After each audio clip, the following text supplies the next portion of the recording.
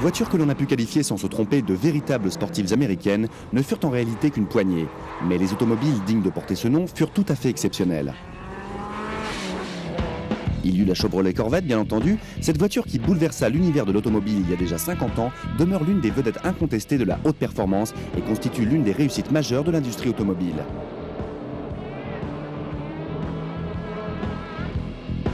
Cela a également concerné la Cobra Shelby. Pendant 6 ans, cette incroyable machine a affronté la tête haute toutes les plus grandes voitures du monde et les a systématiquement battues dans toutes les courses de Riverside au Mans. Au fil du temps, d'autres modèles sont apparus comme ceux de Sidney Allard et de Frank Curtis, qui durant les années 50 produisirent un certain nombre de sportifs sur mesure. Ou encore Briggs Cunningham, dont les Chrysler à moteur Hemi constituèrent un fabuleux cocktail d'esthétique, d'ingéniosité et de puissance à l'état brut.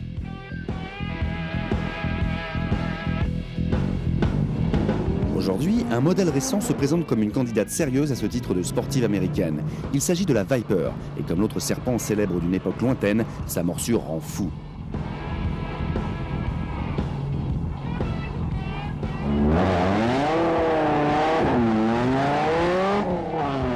La Dodge Viper a été créée pour le seul plaisir de la vitesse. Ses concepteurs ont délaissé un grand nombre d'éléments auxquels on aurait pu s'attendre avec la firme Chrysler, tels que les accessoires luxueux ou un habitacle spacieux. Cette petite voiture ne peut pas plaire à tout le monde. Chrysler n'a d'ailleurs jamais envisagé de faire de la Viper la voiture de Monsieur Tout le Monde. Elle a juste été conçue pour être poussée dans ses derniers retranchements. La Viper est le genre de voiture à faire pâlir d'envie n'importe qui. Je crois qu'il n'existe aucune voiture au monde, aucune Ferrari, aucune Porsche, aucune Corvette qui puisse vous faire ressentir cette impression autant qu'une Viper. C'est une voiture réellement phénoménale. C'est une véritable muscle car américaine.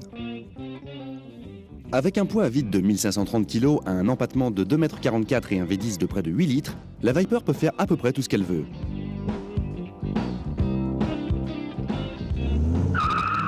Elle possède la puissance d'accélération d'un dragster de Superstock et la maniabilité d'un prototype du Mans. En réalité, la Viper peut offrir un niveau de performance que la plupart des propriétaires ne pourront jamais atteindre. En revanche, tout le monde peut apprécier la ligne sensuelle de ce modèle. La Viper se situe en matière d'esthétique à 1 degré au-dessus de tout ce que l'on peut observer sur la route. Vous ne pouvez pas vous arrêter à un feu rouge sans que quelqu'un ne prenne une photo ou ne vous pose des questions. Et si vous arrêtez dans une station-service, vous pouvez vous attendre à y rester une dizaine de minutes, car il y aura toujours des gens pour vous poser des questions. C'est une expérience vraiment fabuleuse. La Viper a produit l'effet d'un coup de tonnerre dans le monde de l'automobile et à un moment où l'on s'y attendait le moins. Ce fut d'autant plus une surprise qu'elle était proposée à la vente par Chrysler.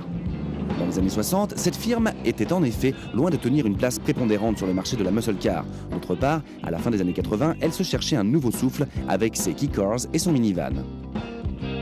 La Viper représenta le symbole de la nouvelle image, du plaisir et de la haute technologie vue par Chrysler. La Viper a entièrement transformé l'image de Chrysler. Cette firme a étudié le programme sous toutes ses coutures et a décidé. Voilà ce que nous incarnerons. L'innovation, le style, nous devancerons tout le monde. Et c'est toujours vrai. La production d'une voiture telle que la Viper n'avait cependant rien à voir avec celle d'une berline familiale. Elle devait être à la pointe de l'innovation. Pour atteindre l'objectif qu'ils s'étaient fixé, les ingénieurs durent partir de rien et tout inventer, y compris de nouvelles méthodes de production. Nous verrons comment ils ont procédé et qui furent ces hommes. Pour construire une voiture haute performance à la fin des années 80, il fallait bénéficier du soutien de la direction. Mais pour produire la Viper, il fallut obtenir le soutien de tout le monde. Bob Lutz, alors président de Chief Operating Officer de Chrysler, est l'homme à qui l'on attribue généralement la naissance de cette voiture. Lutz rassembla ses meilleurs éléments disponibles dans les domaines de l'ingénierie et du design et leur présenta l'idée qu'il se faisait de la Viper. Le responsable du design chez Chrysler, Tom Gale, reçut pour mission d'imaginer pour elle une ligne irrésistible. Pour la partie ingénierie, Lutz fit appel à François Castaigne afin de transposer ce projet sur la route et sur la piste.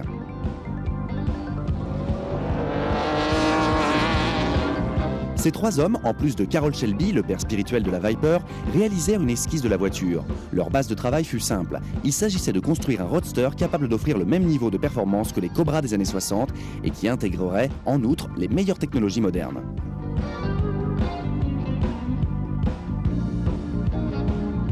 Et comme si cela ne suffisait pas, ils avaient l'intention de produire une voiture dont le prix de vente se situerait aux alentours des 50 000 $. Il était évident que la Viper allait nécessiter d'immenses efforts d'imagination. Cette petite Cobra moderne se présenta sous la traditionnelle configuration d'une propulsion avec un moteur longitudinal avant. La Viper reçut une carrosserie basse, un capot long, un coffre symbolique, des ailes bombées, des jantes de 17 pouces et d'énormes pneumatiques.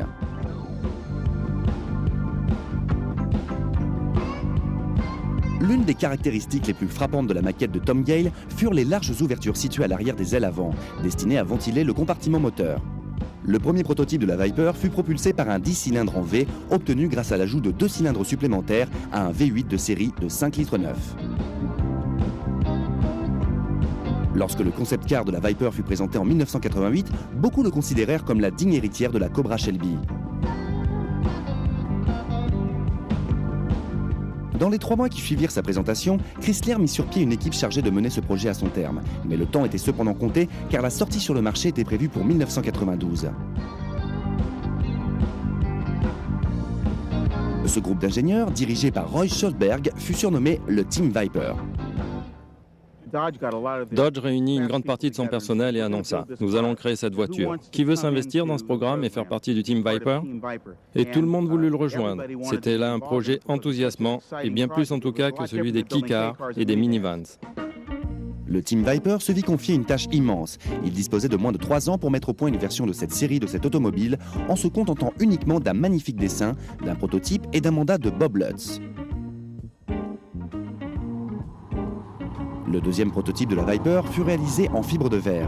Sa carrosserie était déjà dotée de nouvelles caractéristiques définitivement adoptées sur le modèle de série, comme l'arceau de sécurité et les échappements latéraux. Pour la carrosserie de la Viper de série, on décida de recourir aux matériaux composites. Cette solution permit d'obtenir un gain de poids significatif et d'accélérer le processus de production.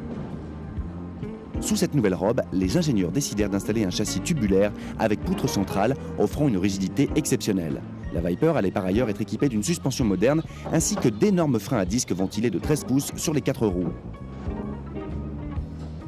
Des pneus avant de 275-40 montés sur des jantes en alliage de 17 par 10 et des pneus arrière de 335-40 montés sur des jantes de 13 par 17 allaient permettre à cette voiture de littéralement coller à la route.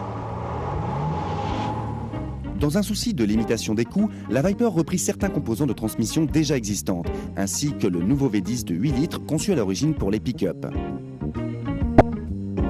Dans sa configuration pick-up, ce moteur en fonte aurait été beaucoup trop lourd pour une voiture telle que la Viper. Les ingénieurs réussirent donc à gagner 45 kg grâce à un carter et à des culasses en alliage léger. Baptisé Coverhead, ce V10 cubait 8 litres de cylindrée avec un alésage de 100 mm et une course de 97 mm. Point d'Arbracam en tête ou d'autres solutions de ce type, non. Ce V10 restait un brave moteur culbuté présentant un taux de compression de 9,1.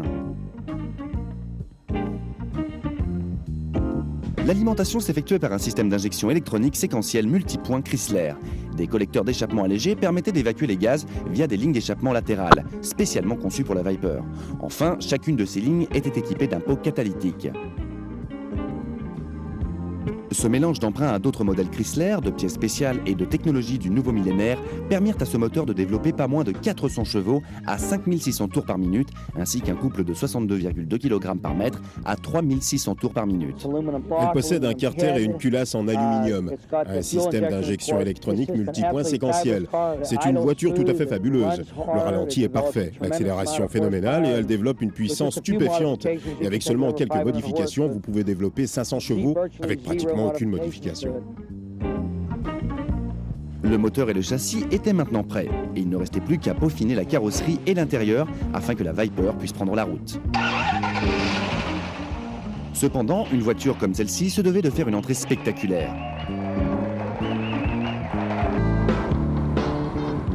Lorsque la Viper RT10 apparut dans les showrooms des concessionnaires en 1992, elle accéda immédiatement au rang de légende.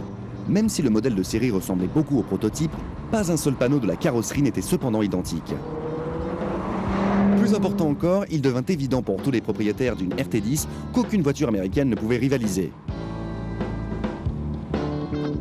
En dépit d'une ligne particulièrement consensuelle, la Viper n'était cependant disposée à n'accepter aucun compromis. Et cette idée s'imposait à vous dès que vous posiez votre regard sur elle.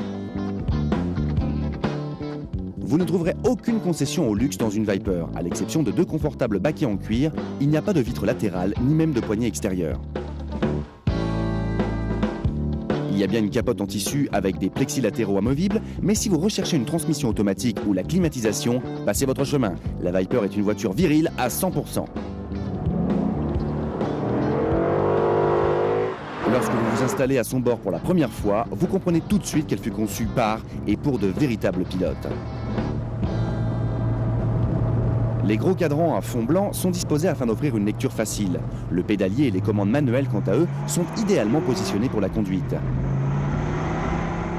Lorsque vous appuyez sur l'accélérateur, le gros V10 placé sous ce long capot se met à cracher une puissance et un couple qui vous feront oublier tous vos classiques. Cette voiture est le vrai pur sang du nouveau millénaire. À moins de l'avoir essayé sur un circuit, vous ne pouvez pas imaginer ce que cette voiture est capable de faire. Je me moque de ce que l'on peut dire, mais j'affirme qu'il est impossible de la tester réellement sur route. Enfin, du moins si vous êtes censé. Grâce à sa boîte Borg et Warner 6 rapports et à un différentiel à glissement limité, la Viper RT10 peut passer de 0 à 100 en 5 secondes 1, dévorer les 400 mètres en 13 secondes 5 et atteindre une vitesse maxi de 265 km/h. Belle performance pour une voiture propre et autorisée à circuler dans tous les États-Unis. Mais aussi stupéfiantes que peuvent être ses performances, l'aspect le plus impressionnant de cette petite voiture est sa qualité de fabrication. Cette qualité s'explique par la conception même de la Viper. Au début, Chrysler assembla à peu près 7 à 8 Vipers par jour, sur des semaines de 5 jours. Il s'agissait donc là d'une très petite production. La voiture ne passait pas d'un point à un autre sans avoir été auparavant entièrement contrôlée, et tout fut donc parfaitement assemblé. Elle était produite de façon tout à fait artisanale. À la fin du millésime 1992, 251 Viper RT10 étaient déjà sortis des chaînes. Et même avec un tarif plutôt salé de 56 000 $, la liste d'attente commençait à s'allonger.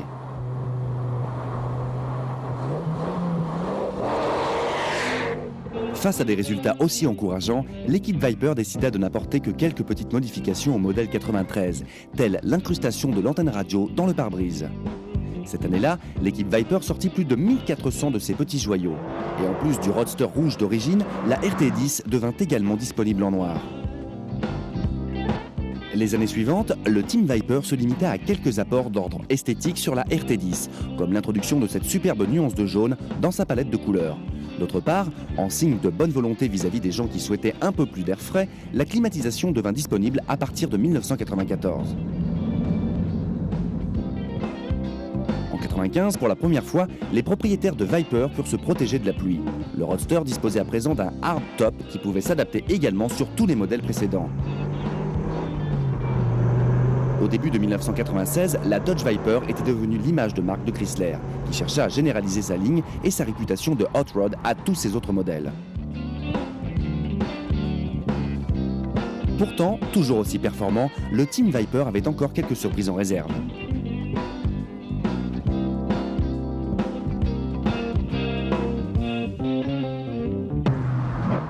Loin d'apparaître comme un modèle vieillissant, la Viper, produite maintenant depuis 5 ans, continuait à se vendre sans le moindre souci. Les concepteurs de la Viper ne pouvaient toutefois être pleinement satisfaits tant qu'il resterait encore un point à améliorer sur cette voiture. En 1996, le châssis fut modifié afin d'offrir une plus grande rigidité. La suspension, quant à elle, s'assouplit légèrement. Par ailleurs, une bonne partie des pièces en acier de la suspension furent remplacées par des pièces en aluminium, ce qui permit de réaliser là un gain de 27 kg. L'une des modifications les plus marquantes fut le déplacement des pots d'échappement, qui se retrouvèrent dans une disposition plus conventionnelle. Cela permit non seulement d'épargner de nombreux bas de pantalon, mais aussi, selon les propriétaires, de renforcer le côté brut de la sonorité de l'auto.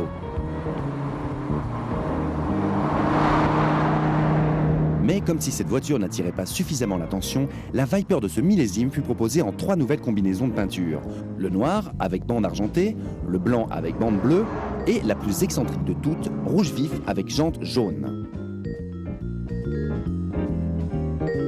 Les jantes sport à 5 branches du prototype avaient connu un tel succès qu'elles étaient maintenant montées en série avec de nouveaux pneumatiques Michelin Pilote. Cependant, le Roadster RT10 se fit souffler la vedette cette année-là par une autre Viper. Cette voiture, qui fit couler beaucoup d'encre en 1996, fut le coupé GTS. Elle représentait la bombe que le Team Viper recherchait depuis des années. Cette dernière rappelait beaucoup l'une des légendes sur roue de l'Amérique.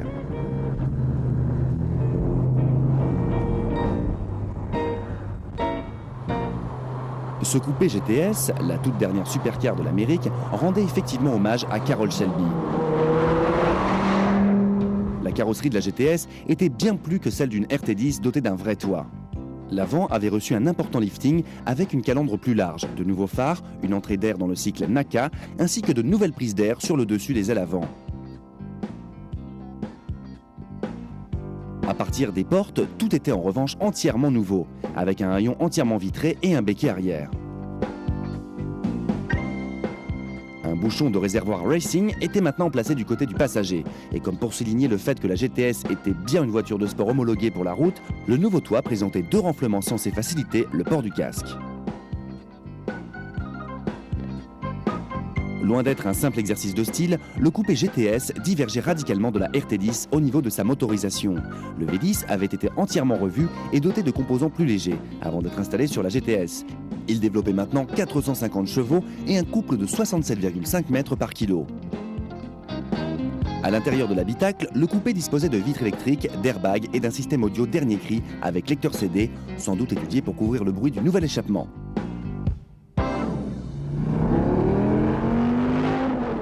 Avec la sortie du coupé GTS, la Viper devint plus que jamais une voiture à part sur nos routes traditionnelles.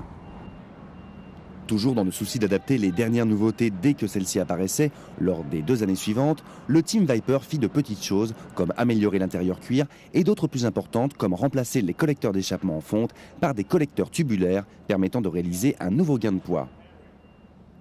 Il devenait maintenant de plus en plus difficile de trouver des moyens d'améliorer encore cette voiture, quasiment parfaite. Cependant, le Team Viper disposait d'une bonne source d'information, le courrier des propriétaires de Viper.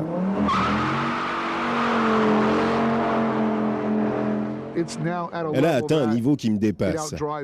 Même si je pilote des bateaux offshore et des voitures de course depuis 40 ans, je dois l'admettre, cette voiture ne cesse de me surprendre.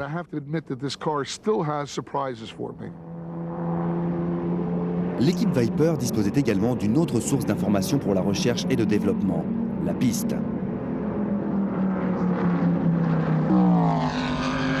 Il n'y a qu'une seule vraie manière de revendiquer le titre de sportive américaine, c'est de participer à la compétition.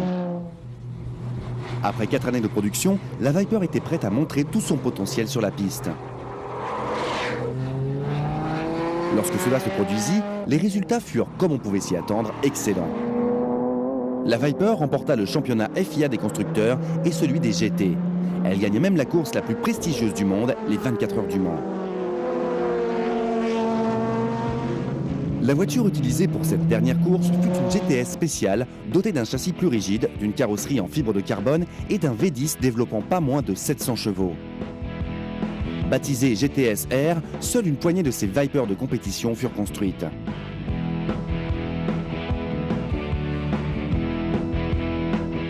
Toutefois, Chrysler décida de proposer au public en 1998 une réplique de cette fabuleuse GTS R. Avec sa peinture blanche et ses bandes bleues, dans le plus pur style américain, cette réplique disposait d'ailes arrière en fibre de carbone et de jantes spéciales BBS. C'était là une belle façon de fêter les succès de la Viper en compétition. Pourtant, en dehors des victoires de la Viper en course, on ne pouvait pas nier qu'il s'agissait là d'une véritable muscle car. Et les muscle cars ne se sentent jamais autant à l'aise que sur une piste de dragster. La Viper de Doug Levin court maintenant avec une installation au protoxyde d'azote réalisée sur mesure et un compresseur entraîné par courroie. Cependant, la Viper la plus exceptionnelle est bien celle de Tony Darwin, Sir Is.